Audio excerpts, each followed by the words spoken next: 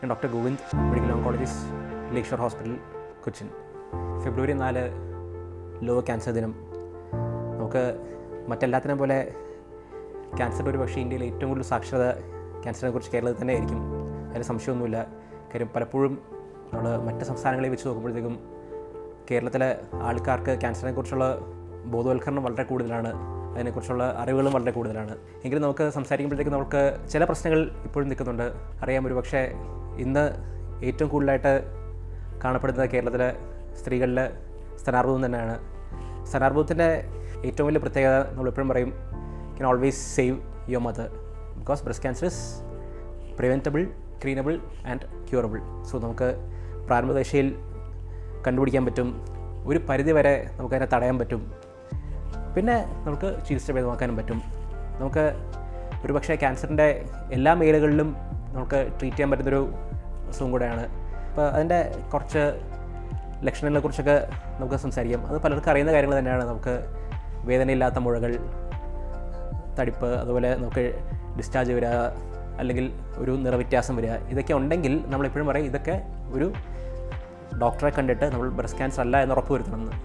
എങ്ങനെയാണ് അതിൻ്റെ ഡയഗ്നോസിസിലേക്ക് എത്തുക, അല്ലെങ്കിൽ എങ്ങനെയാണ് കൺഫേം ചെയ്യുന്നത്? നമുക്ക് എപ്പോഴും ഒരു നീഡിൽ ബയോപ്സി അല്ലെങ്കിൽ ഒരു മാമോഗ്രാമും ബയോപ്സിയും വഴിയാണ് നമ്മൾ അതിൻ്റെ കൺഫർമേഷനിലേക്ക് എത്തുന്നത്. നമുക്കതിൻ്റെ ട്രീറ്റ്മെൻറ്റിനെ കുറിച്ച് നമുക്ക് പല തരങ്ങളിലുള്ള ബ്രസ്റ്റ് ക്യാൻസർ ഉണ്ട്. അപ്പോൾ നമുക്ക് ഓപ്പറേഷൻ ചെയ്യുക, radiation, chemotherapy, hormone therapy, immunotherapy, ഇതൊക്കെ അതിൻ്റെ ട്രീറ്റ്മെൻറ്റ് ഭാഗങ്ങളാണുള്ളത്.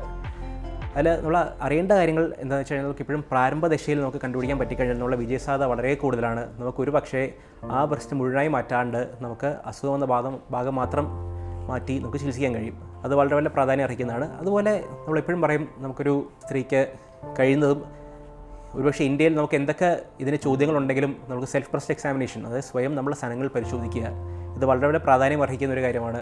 ആർത്തവം കഴിഞ്ഞ് ഒരാഴ്ച അല്ലെങ്കിൽ 10 ദിവസം കഴിഞ്ഞാണ് നമ്മൾ ചെയ്യേണ്ടത്. നമുക്കതിന് ഏറ്റവും വിലയേറിയ ആയുധം നമ്മളെ കൈ തന്നെ ഉണ്ട്. അത് നമ്മളെ കൈ തന്നെയാണ്. നമ്മളെ കൈയുടെ ഉൾഭാഗം വെച്ചാണ് നമ്മൾ ഒരുപക്ഷെ അത് ചെയ്യേണ്ടത്.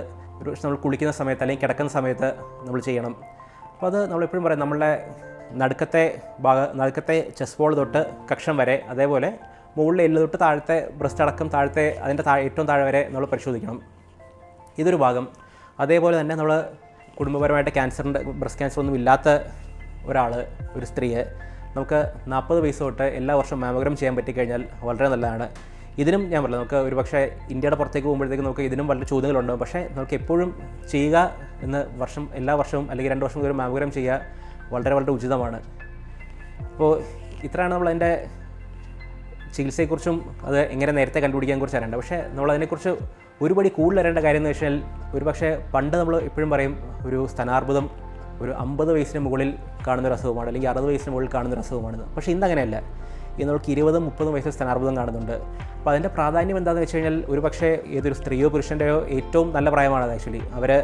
നമ്മൾ പഠിക്കുന്ന കാലഘട്ടം, അല്ലെങ്കിൽ നമ്മൾ ജോലി തുടങ്ങിയ കാലഘട്ടം, അല്ലെങ്കിൽ ഒരു പക്ഷേ കല്യാണം കഴിഞ്ഞ കാലഘട്ടം, ഒരു കുട്ടി ഉണ്ടാകുന്ന കാലഘട്ടം.